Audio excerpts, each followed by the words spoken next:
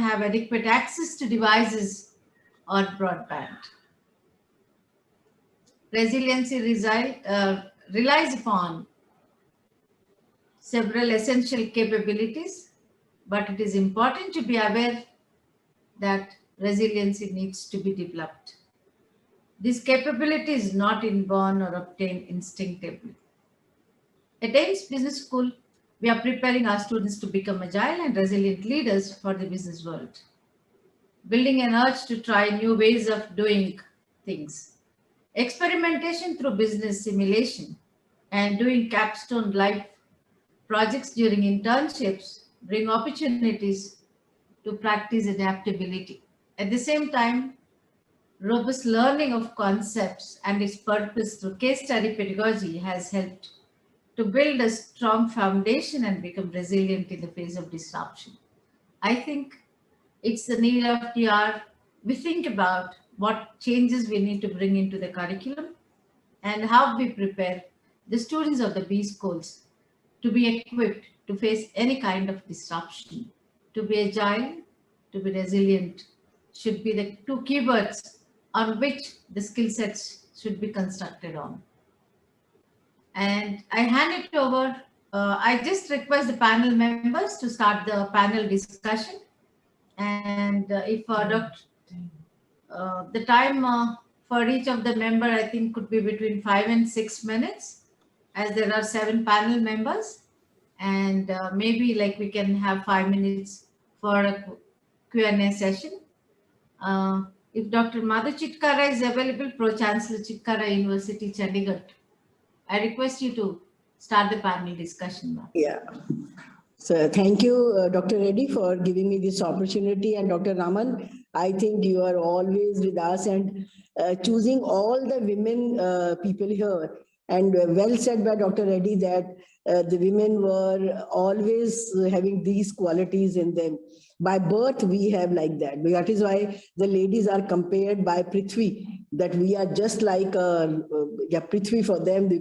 We can take all the hardships, not because all the women candidates are there, but some of the listeners are men, but sorry for it. But I think you all have noticed at your home front also that the ladies or the girls can take that stress very efficiently, and EQ is much better than the men. I'm proud of it saying. And during this pandemic, I think that tested our abilities in almost no reaction time was given to higher education, even to all others also. But here the students were involved, here the young minds were involved. So truly speaking, we got only 1 week to react. 22nd March in our state was, they were the announcement, and the 1 week was there for us to prepare for ourselves for these challenges. And I think we all took those challenges as the opportunities, and we tried to do the best way, whatever we could do. And the way of doing things changed almost overnight. And there were lots of sociological, psychological challenges for faculty, for staff, for students, for parents, and leaders all across the globe, even to all the stakeholders, maybe industry also. So education institutions are never built keeping in kind of concept of social distancing in mind. In fact, our role was to reduce the distance. We always said that there should be a project-based learning, there should be a team spirit, and there should not be any social distancing in mind. And in fact, we always said that there should be field projects, there should be peer learning, and inclusive growth in society. So I think everything was very different, but all of a sudden we started saying there should be social distancing. There should be always a social distancing. And so it was a very tough time for us to imagine that immediately within a 1 week, we are trying to tell them.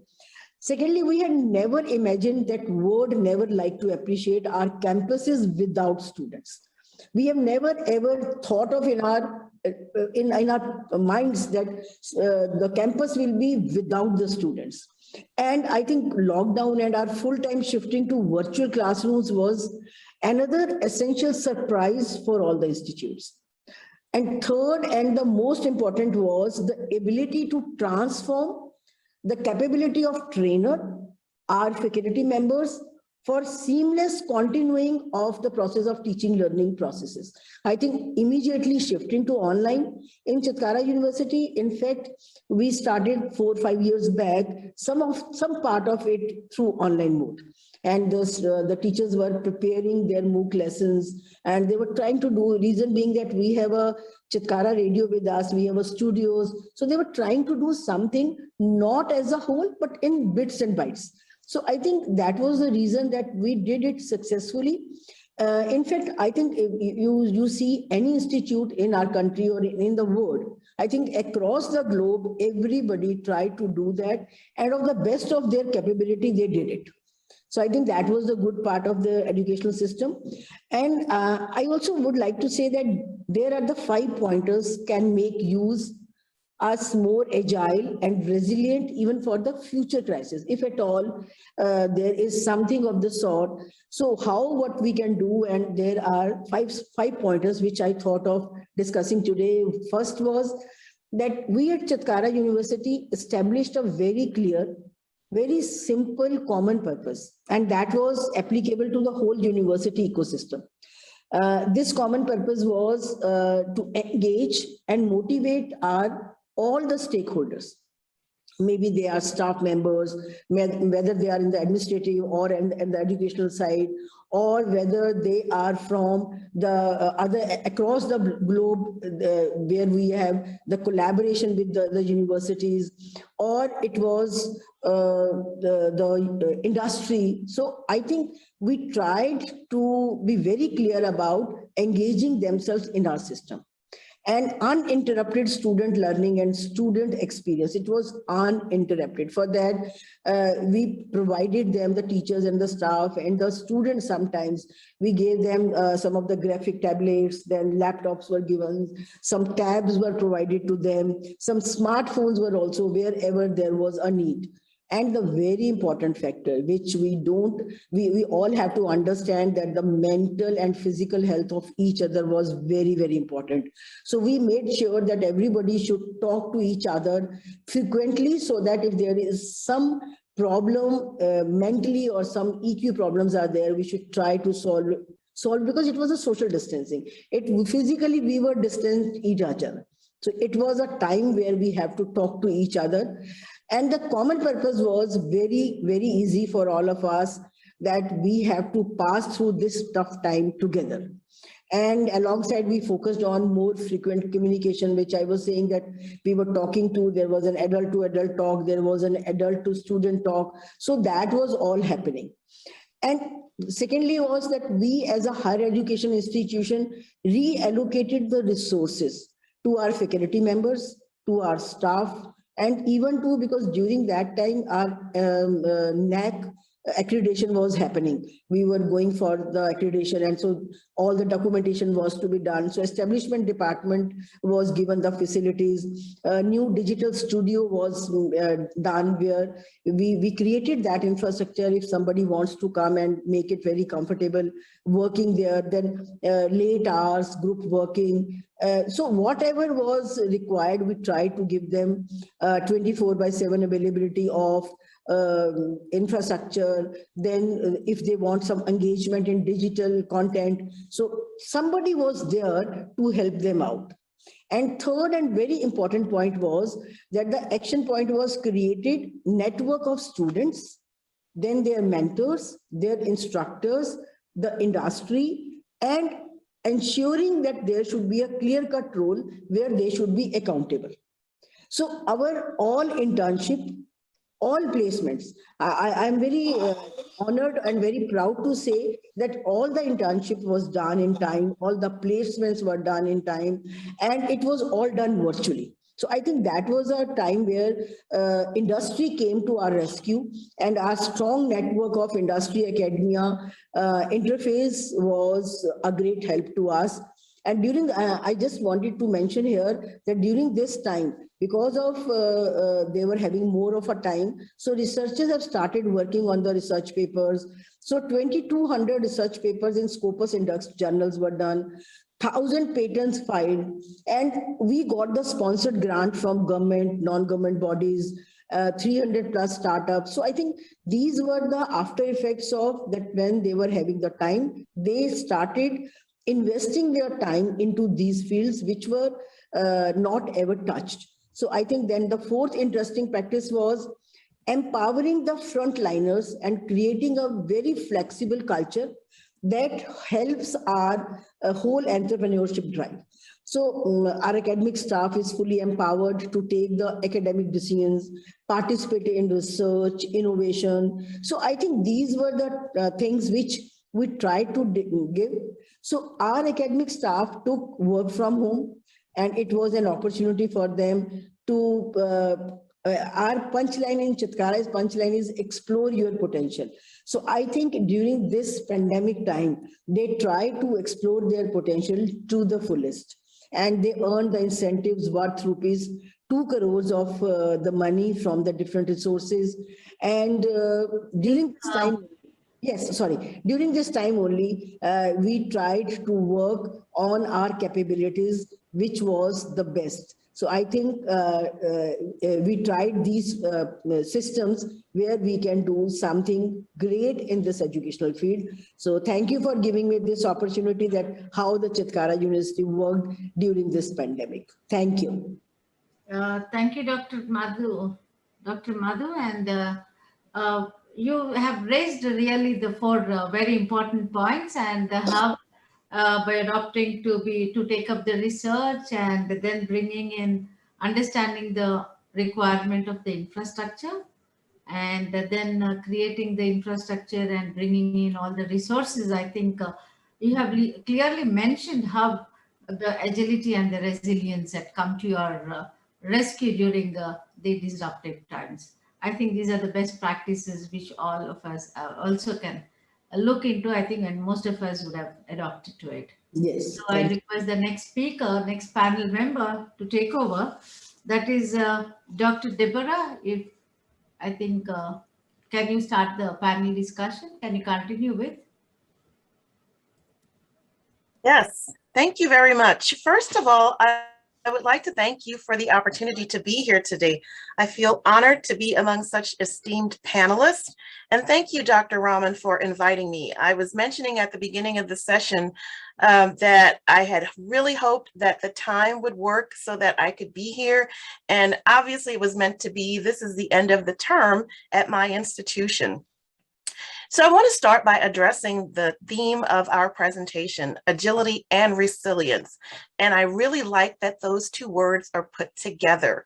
They are intertwined, or as we like to say, they go hand in hand. We cannot have one without the other. While resilience is somewhat reactionary and optimistic, I believe that agility is a skill that we need to foster in our students and drive within our institutions. As women in any type of leadership roles, we may be the first to enter a space, but as women, we are used to agility.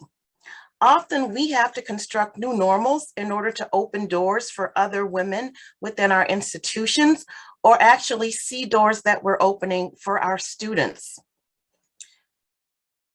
One thing we do understand, as Dr. Reddy mentioned, resilience and agility do not come without challenges. So our goals are not only to teach our students, but to build future leaders. So we have to constantly be in this mindset that we are dealing with our present realities, but also looking forward to the future. When I think about where accreditation plays a role in that, I see that the ability to constantly seek continuous improvement is a very important tool that goes along with resilience. Once we ourselves enter into this paradigm shift that there is always room for improvement, we constantly seek input and collaborations necessary to implement changes.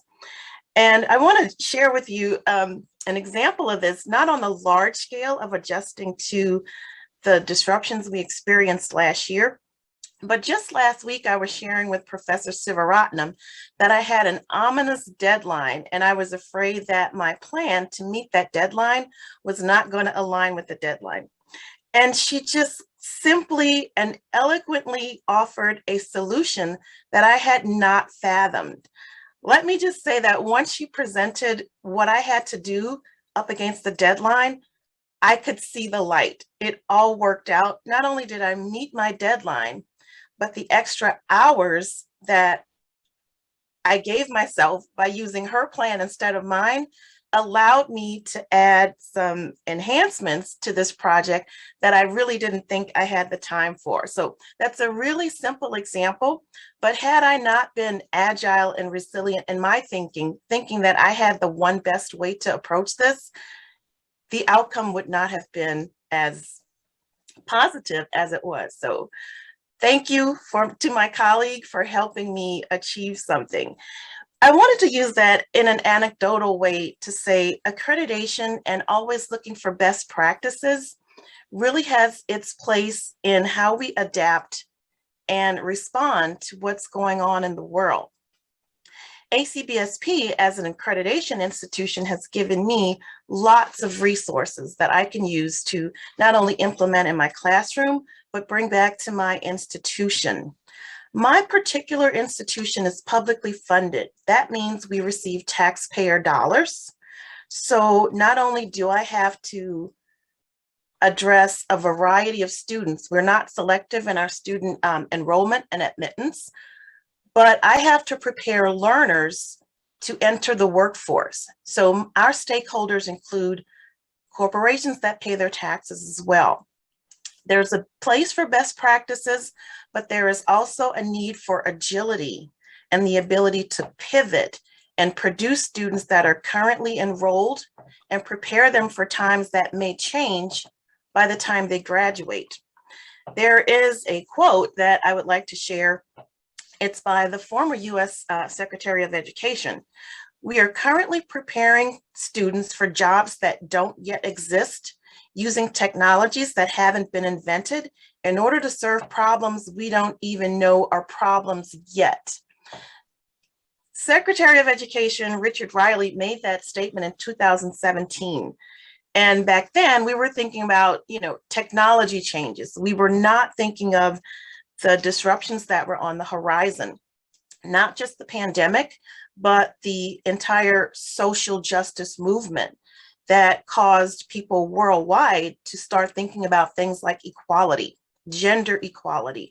Whether you had racial challenges in your space or not, we all had to face the realities that gender inequality still exist. So again, thank you for this panel of women to put forward our wonderful ideas. I would like to conclude by stating we really need to be in a mindset that I really love what Dr. Reddy said. We are not just preparing students to continue their education, not just treating them as students, but we also need to prepare future leaders. So what we exhibit as educators or leaders within our space is transmitted to our students. And so I will end my time for the next presenter. Thank you. So thank you, Dr. Deborah. You have well defined the agility and the resilience. And then how the accrediting bodies bring in the processes helping the institutes prepare for the challenges is, I think, is a very valid point. And then where you have mentioned about the social justice and the gender equality to be taken care during their study, their tenure is something I think which all of us have to really look into and give priority and an importance. Thank you very much for the valid points you're bringing and telling us that accreditation processes help the institutes to prepare for the challenges unforeseen is something I think which all of us have to look into. Thank you for your valid points. And the next speaker, it's Ms. Alima, Director Asia Pacific Peregrine Global. Request you to continue with the panel discussion. Hi, thank you, Dr. Reddy. Can you hear me? Yeah, sure. Oh, wonderful, wonderful. Yeah, I'd like to thank SEAA Trust, of course, and Mr. Raman for the opportunity to speak along with such esteemed professionals, all women panel. And I was thinking about this panel topic, right? And as we just heard, it really strikes a chord with all of us. And so I started thinking about being agile and resilient, and wanted to start with what agile means, which we all understand to be quick, agile, and quick-headed, right? And we know agile development as one of the project development methods in system and software development. Essentially, we proceed with development by repeating implementation and testing in small units, right? Without dividing the system into large units. So it is called agile because it takes less time to develop than traditional development methods. So then what does agility mean within higher education and specifically in disruptive times? Currently, we are living through one of the most disruptive times of our lives, and disruption comes from all sorts of directions, including technology advancements and global pandemic, right? And as Dr. Gaspard said, we don't know what other disruptions are awaiting us around the corner. As far as global pandemic is concerned, as Dr. Doug Gilbert mentioned yesterday, it became a great accelerator for the rate at which technology was forced to be adopted and implemented in higher education, and specifically at a mass level. So within this context, I wanted to make a few points on how to build agility, right, and resilience in the next normal for our institutions. And of course, based on our most recent, actually current, technologically and pandemically disrupted times. And I do like Dr. Madhu's points on establishing a common purpose. And I've just come from a visit of 6 schools in Mongolia, in-person school visits for the first time in 2 years, essentially. And discussing with them, Zoom is wonderful, right? It has a lot of pros and some cons, but a wonderful thing, it has been a great connective tissue for all of us, right? But at the same time, in talking to my colleagues at business schools in Mongolia, we just realized how much that human interaction is missed. But most importantly, how much flow of ideas comes from that, person to person, from that, non-agenda driven setup meeting. And at the same time, we all felt that we had a common purpose, right? To get us through this, these disruptive times. And then most importantly, in talking to these business deans, and a number of them have been ladies and women deans and rectors of universities, they have talked about, how being a first priority of providing a safe place to work, learn, and teach. But most importantly, have a specifically designated team devoted to address the challenges that come with this particular disruption. And then, of course, being a lot of them are smaller and private institutions, ensuring the commercial viability and well-being of the institution was at the forefront. So the idea was to keep, a common guiding principle purpose through these challenging, disruptive times, and helps, overcome these challenges. But at the same time, one thing I was, really walking away, kind of reiterating the idea of putting communication at the forefront. All these institutions that I saw to be effective through this particular disruptive time, they had a razor sharp focus on communications, and more specifically, more frequent. And there's no such thing as too much communication, but really keeping everyone informed. Another point that I kind of walked away with was, we as Dr. Madhu mentioned, we had to really make this transition quicker, right?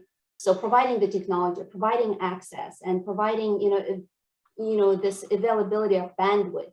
But what I was thinking, and in the discussions also learning, is that, we did make that quick switch and transition into a digital classroom, but the teams that have succeeded or have had more seamless transition been the ones that had a specifically designated support team for providing technical issue, solving. And it's sort of a team that not only trained and offered curriculum changes or, how to use the classroom or be a resource for online classroom, but also be a resource, be a team that actually help the faculty and the students to find solutions. If they needed to get in touch with the wireless service provider, they would be the people, right? If they needed to have in a tutorial on, for example, for students, I'm just making it up, use Excel, then make the link to that tutorial available to the students.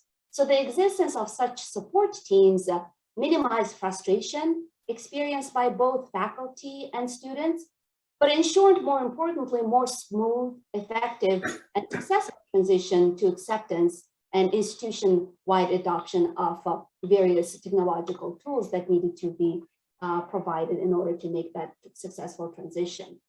And another point I wanted to bring was, creating networks and networks of partners and partnerships, right? For example, participating in digital instruction, we know, requires large bandwidth, which costs a lot of money. And that's a lot of money, not only to the students, but also to the faculty who are, connecting and using the data. And I know a number of students, a number of schools, and I'm sure you have many best practices to share, that have successfully partnered up with the local wireless service providers to make affordable internet connectivity available to the students and faculty alike. And I've also learned of similar experiences and best practices of partnerships between business schools and suppliers of smartphones or laptop computers or various technology service providers. And if I can include a little plug, most of you are probably quite familiar with Peregrine, and we are an education technology company, right? So we offer a number of streamlined, automated, and cost-effective solutions to some of the curriculum or accreditation or assessment, assurance of learning related challenges.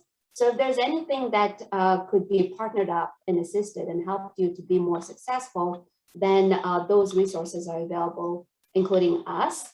And the idea here is there's no need to reinvent the wheel when the wheel already exists elsewhere, right?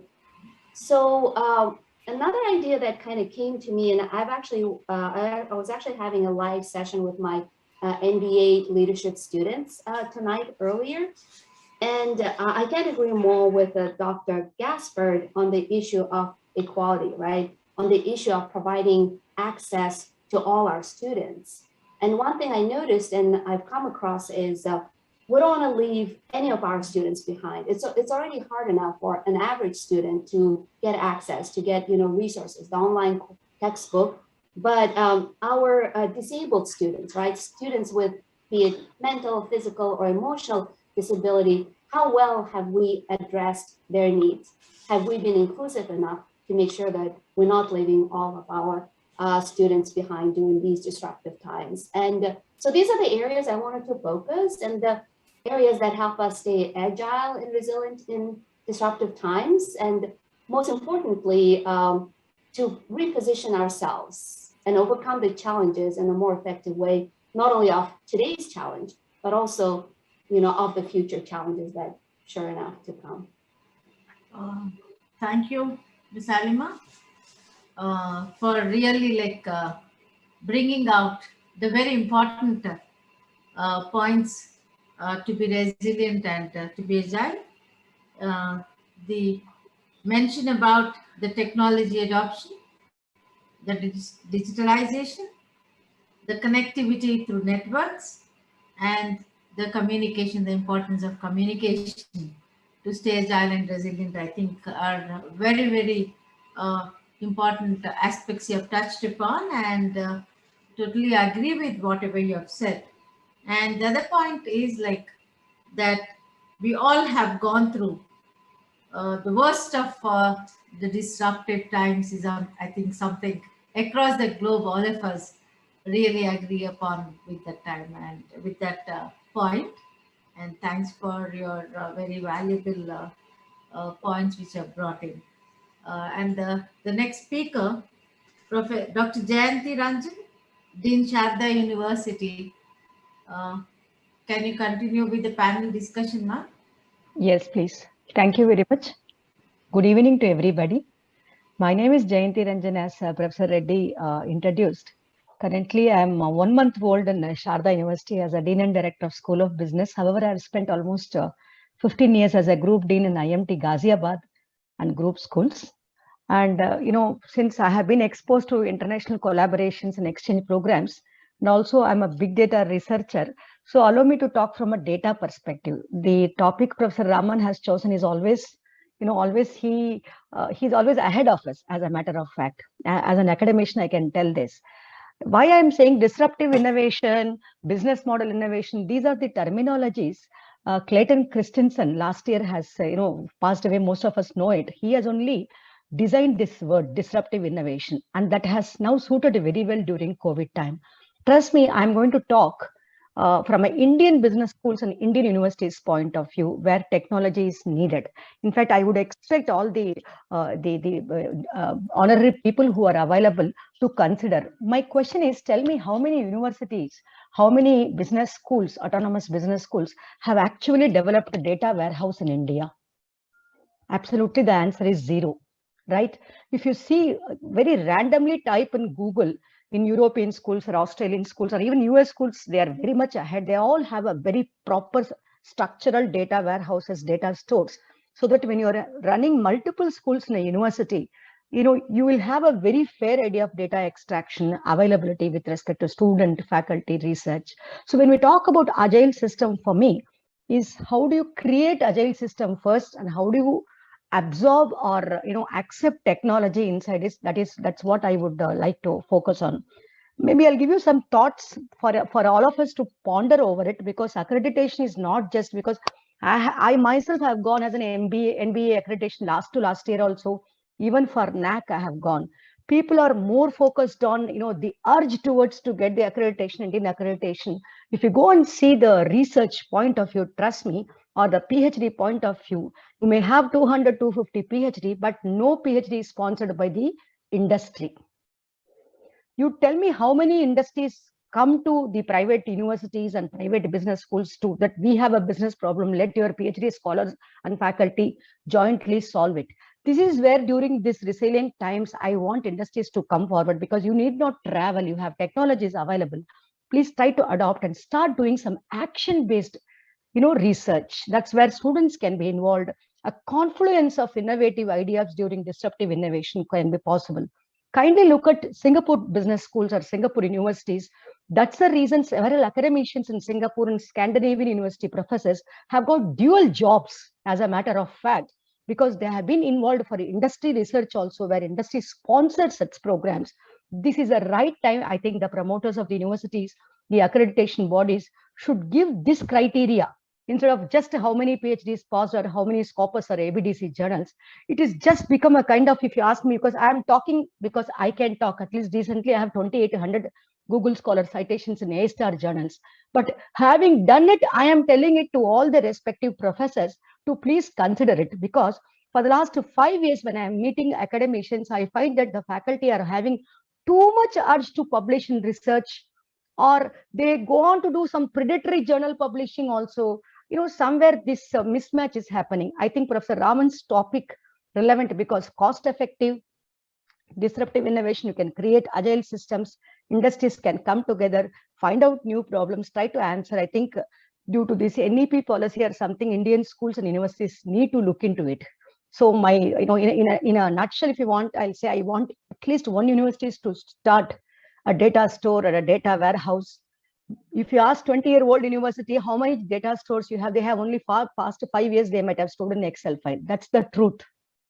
So we would want, going forward next 5 years, what are the aspirational goals using disruptive innovation for education institutions, for accreditation bodies?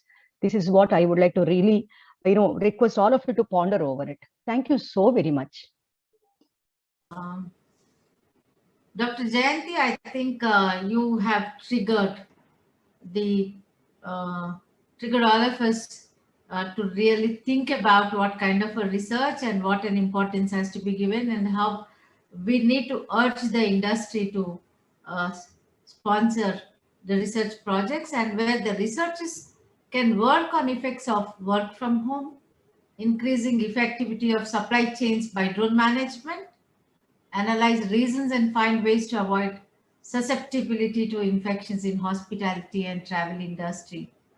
There are many, I think there are many topics on which the researchers can work on and where the industry can encourage by sponsoring the research. I think this is a very, very valid point for all of us to take back with us and work on this and see that we remain agile and resilient in any kind of disruptive times.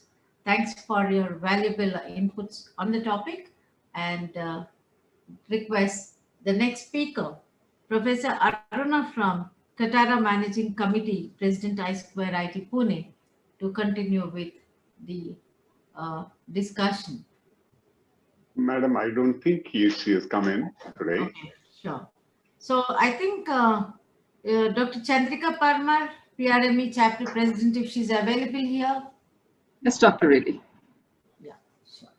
So thank you, Dr. Reddy. Thank you, SEAA Trust. Thank you, Dr. Raman, for having me here today.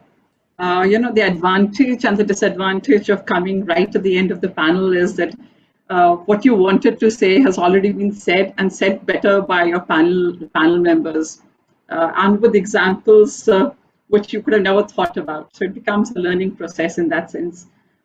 It also makes your task very easy because you don't really have much to say. Rather, just basically just accumulate what's already been said, by your panelists before you. But I think some very important issues have been raised in the panel today, and I, in some senses, I'll be reiterating some of the things that have already been said. We started with, the terms agility and resilience, which was the theme of this panel. As I heard along, and one heard the word adaptation, which became a critical component of what needs to be hybrid. So it's a hybrid. What we're living in times where you need to have a hybrid a combination of agility, resilience, but underpinned by a certain sense of adaptation. But I think right in the beginning, Dr. Reddy asked us, I think she mentioned it in the passing, which was picked up later on by Alema also. In these disruptive times, were we agile enough to allow for an inclusive system? Were we able to allow access to a large number of individuals and communities which were, from different sections of the society? Was it inclusive in gendered sense? Because we were living in disruptive times where even the household, work from home, was not necessarily a level playing field. Women definitely had it very differently. So I think that's one of the important questions that I think we need to answer. But how exactly do we build these capacities, of inclusiveness, of agility, of resilience? I think this is one of the fundamental questions that plagues many of us who are educators. Dr. Chitkara actually spoke about an agile organization. How Chitkara actually became an agile organization in disruptive times, where faculty and the educators came together, and she talked of the 5 pointers which helped them become an agile organization. But when we look at our students, how do we create a mindset where the students can acquire a certain learning purpose, but they acquire a mindset which prepares them for a learning, which makes them agile and have an ability to develop that resilience? I think what we as educators probably also need to look at is what is the purpose of education? I think that's a point that was raised across the panels several times. When we are educating and when we are passing, educating or being performing the role of educators, do we look at beyond the degrees, beyond the MBA degrees or beyond the degrees? Are we able to look at the purpose of education as a learning process? If you look at that way, then I think technology becomes a subtext. It's not the primary text and the primary mover, because it's a subtext. Because if you have an agile mind, I think one of the things that we've seen this time is that there've been a lot of adaptation and innovations with or without technology, especially with people or individuals in communities which have lived with very little. At SPJMR, I think one of the things that we do to prepare our students for this kind of mindset is there's a lot of emphasis on experiential learning. So we do send our students, I'm just giving one of the examples, to remote areas in rural India, where they actually spend a month. There's 240 students of MBA who go and spend a month in urban rural areas with very little living and trying to understand circumstances which is not necessarily the part of their comfort zone. It's just one of the examples how you can try and tweak and build pedagogies or experiential learning into an everyday learning, which helps us build communities or which could probably become more agile or resilient, or develop that kind of a mindset. I'm just giving these examples because I think we as educators also need to rethink our pedagogies and what the learning or the purpose of school is. So I just want to put that out there. I think another thing, and I will end with that because I can see that the time is running out, is the larger need to understand best practices. This is, I think, something that the pandemic and these disruptive times has taught us is that this is a time for collaboration, collective action. It's a time to understand and learn from each other in that sense. And that collaboration in some senses also helps us adapt much faster. So I'll leave it at that. And thank you so much once again for letting me be part of this panel. Chandrika? Yes. For excellent points on the need for collaboration, learning from one another, and the best practices, sharing of the best practices. I think you have really nailed it on the topic of today. And with all these things, how organizations can become agile and resilient, I think. Totally agree with you. And also change the mindsets of the students and make them understand actually what is the purpose of their learning. And they just have a agile mindset is something I think we all have to look into, and then how we can build in with the help of the curriculum and the pedagogy, I think is a point to ponder upon. And thanks for these valuable points. And Dr. Lakshmi, Professor, Kansas Community College, if you are in, I think it's over to you now. Thank you, Dr. Reddy, and thank you, Dr. Raman, for inviting me here today. I'm honored to be here, and good day to everybody. I echo what was said by my esteemed panelists, and being the last, is really not much to add. I would like to touch on a couple of things and piggyback on what has been said already. I really love the comment on the disruptive innovation, because when we think about challenges, it actually forces us to think outside the box.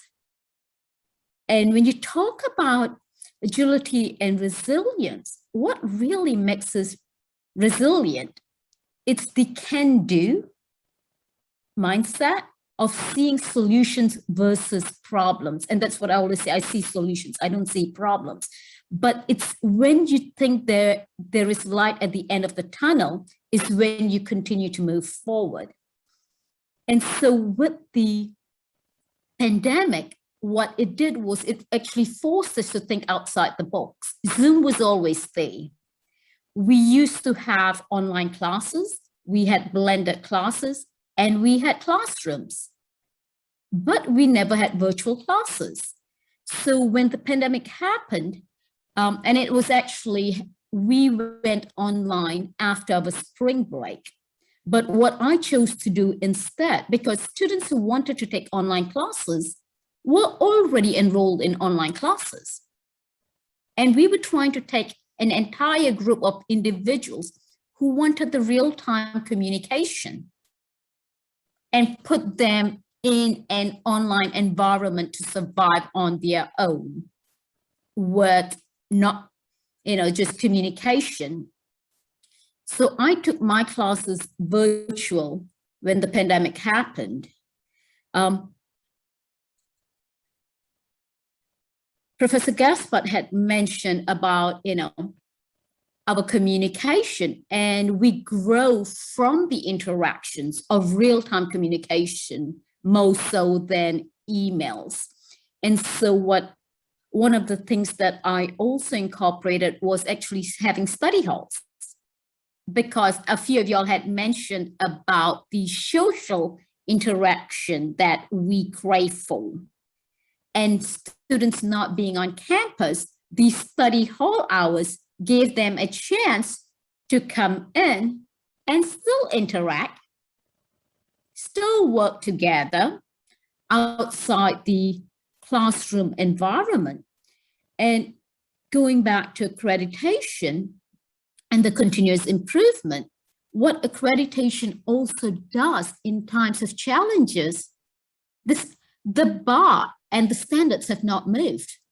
Just because there's challenges does not mean we get to lower what we are providing to our students. And so the accreditation actually also forces us to think outside the box on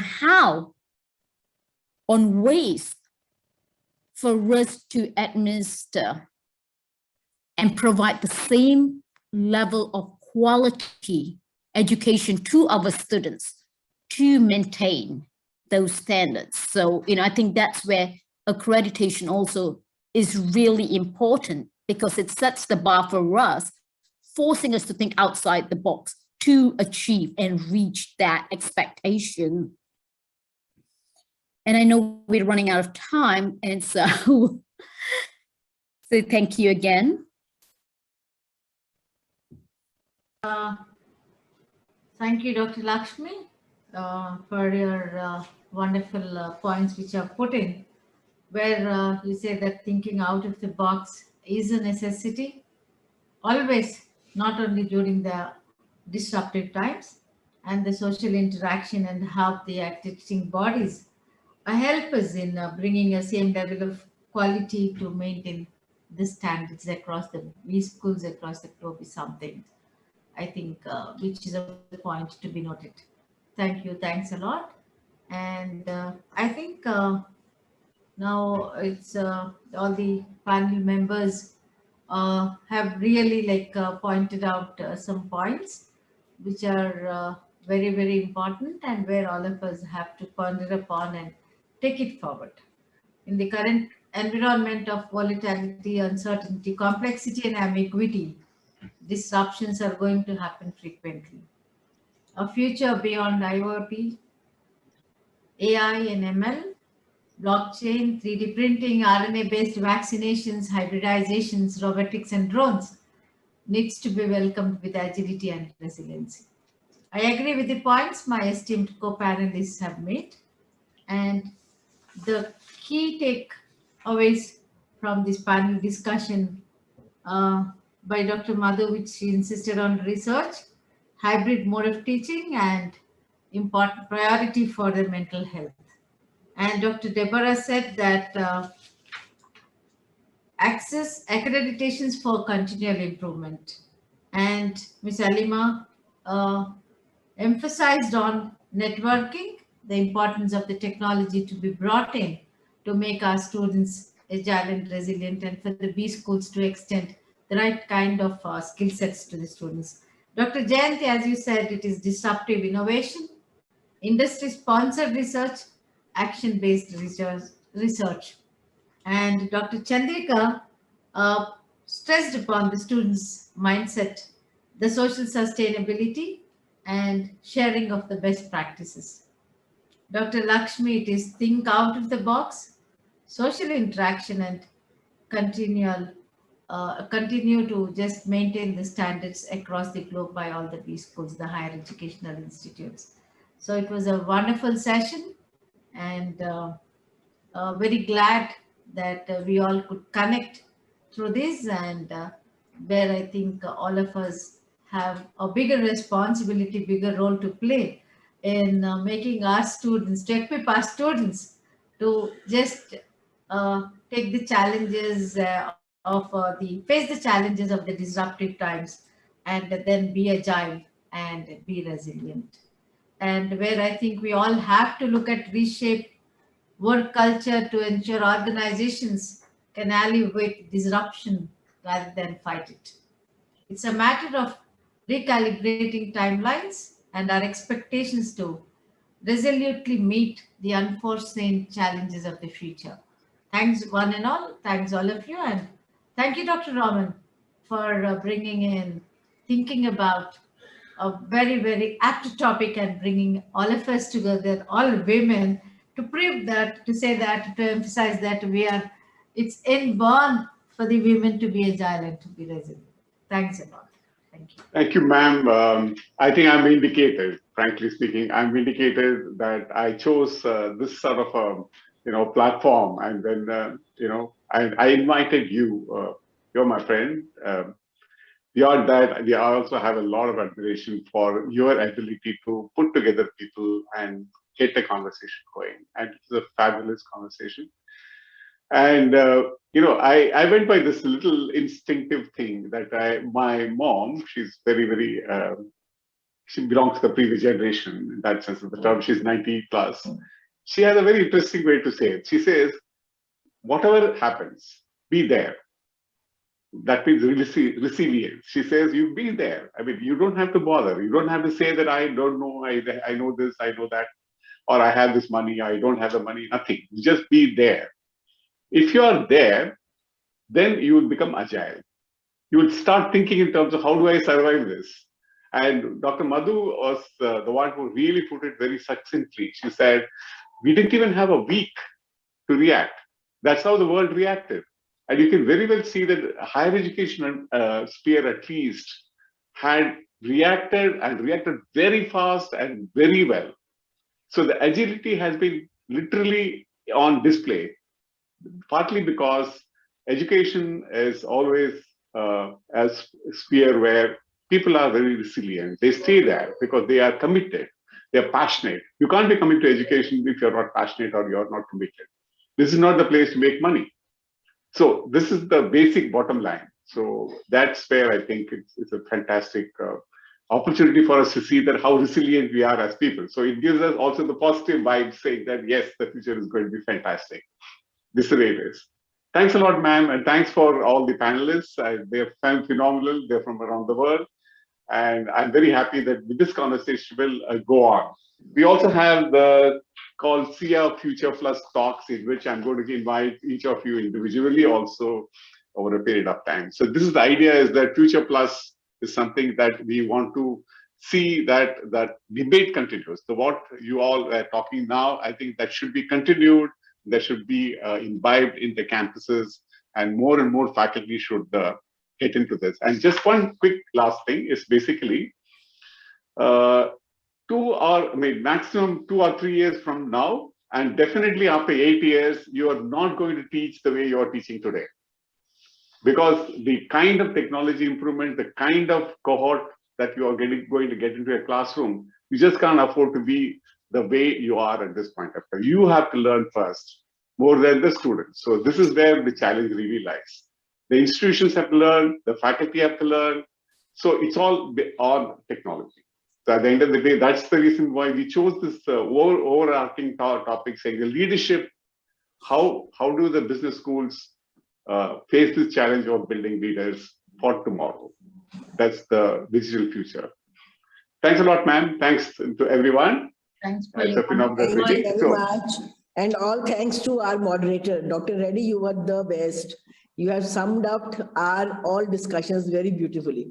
So thank you, Dr. Raman, choosing Dr. Reddy to be our mentor. Thank you, ma'am. Thank you, ma'am. Very nice meeting you here, ma'am. Thanks a lot. Thank you. I want to request, if Jeff is around, can Jeff take a few minutes? I also have to request Ted, if you can accommodate Jeff for a few minutes, please. Jeff, absolutely. Are you there?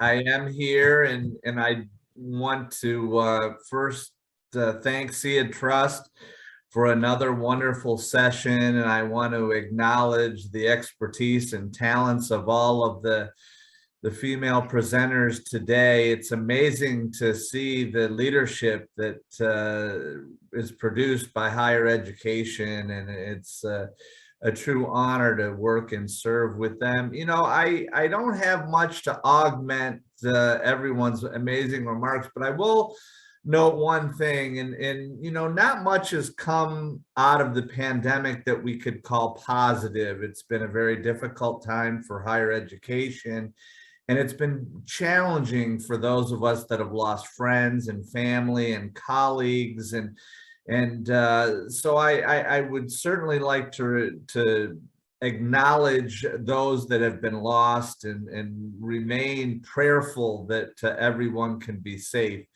as we go forward. And I think that's important to note. But the thing that I would like to note along the lines of the pandemic is, you know, as someone who came from business into academia not so long ago, you know, I've always recognized one thing that really higher education could work on, and that's how it prepares for the future.